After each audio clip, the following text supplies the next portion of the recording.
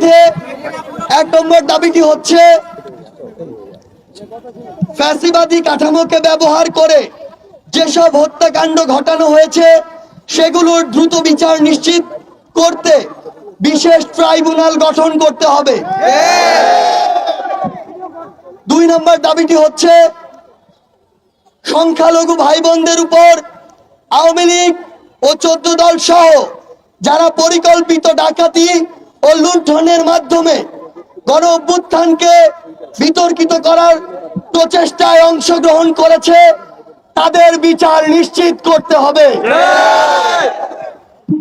3 এবং 4 নং দাবিটি উত্থাপন করবেন বৈষম্য বিরোধী ছাত্র আন্দোলনের অন্যতম সমন্বয়ক হাসনাত আব্দুল্লাহ। আমাদের যে 4টা দফা দাবি এর মধ্যে 3 নম্বর যে দাবিটি 3 নম্বর দাবিটি হচ্ছে প্রশাসন ও বিচার বিভাগে যারা ছাত্র জনতার অভ্যুত্থানে হামলা মামলা এবং হত্যাকাণ্ডকে বৈধতা দিয়েছে এবং ফ্যাসিবাদ বারংবার কায়েম করার চেষ্টা করেছে তাদের দ্রুততম সময়ে অপসারণ ও বিচার নিশ্চিত করতে হবে। আমরা কিন্তু এখানে প্রশাসন এবং বিচার বিভাগকে ইনক্লুড করেছি। অর্থাৎ প্রশাসনের যে কোনো পর্যায়ে সেই ইনক্লুসিভের জায়গা থেকে আগের কৃষি সরকারের যে পূর্ণ ছিল যেসব সেসব আমরা ছিল তাদেরকে পদত্যাগের মধ্য দিয়ে পদচ্যুতের মধ্য দিয়ে আমরা সেটি সমান পদক্ষেপ করতে চাই।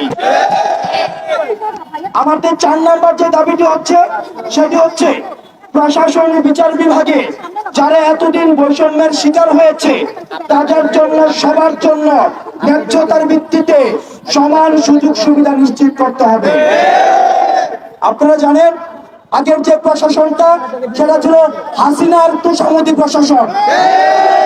এই প্রশাসনে যত ধরনের সরকারের সংস্থা রয়েছে সবগুলোকে অকেজু করে দিয়ে শুধুমাত্র গণভবন থেকে বাংলাদেশ চালু করা হতো। পতিতালয় থেকে সচিবালয় সবকিছুর সিদ্ধান্ত নেওয়া হতো গণভবন থেকে। এবং সেখানে রাষ্ট্রের অন্যান্য যে প্রতিষ্ঠানগুলো রয়েছে এই প্রতিষ্ঠানগুলোকে তাত্ত্বিকভাবে অচল করে দেওয়া হয়েছে এবং সেখানে যারা যোগ্য এবং মেধার ভিত্তিতে যে আমলারা ছিল আমাদেরকে বঞ্চিত করা হয়েছে। 4 নম্বর দফা দাবিতে সেখানে স্পষ্ট করা হয়েছে এতদিন ধরে যারা দলকানা আওয়ামী বঞ্চিত হয়েছে তাদেরকে মেধার ভিত্তিতে ন্যায্যতার ভিত্তিতে আবার সুযোগ সুবিধা নিশ্চিত করতে হবে। আপনারা দেখেছেন বিগত 16 বছরের ফ্যাসিবাদ আমাদের সবগুলো প্রতিষ্ঠানকে ধ্বংস করে দিয়েছে। সে পুলিশ প্রশাসনকে ব্যবহার করে আমাদের উপর গুলি চালিয়েছে, বিচার বিভাগকে ব্যবহার করে বিচার নিশ্চিত করে নাই। আমরা চাই প্রত্যেকটি পদে পদে এই ফ্যাসিবাদের দোষরদের বিচার নিশ্চিত হোক।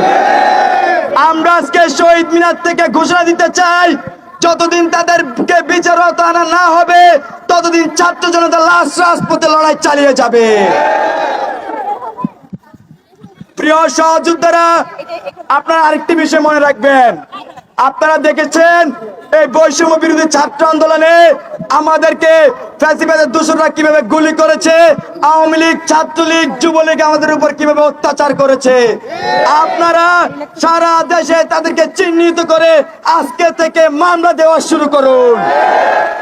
আগামীকাল সারাদিন খুনি সন্ত্রাসীদেরকে মামলা দিন।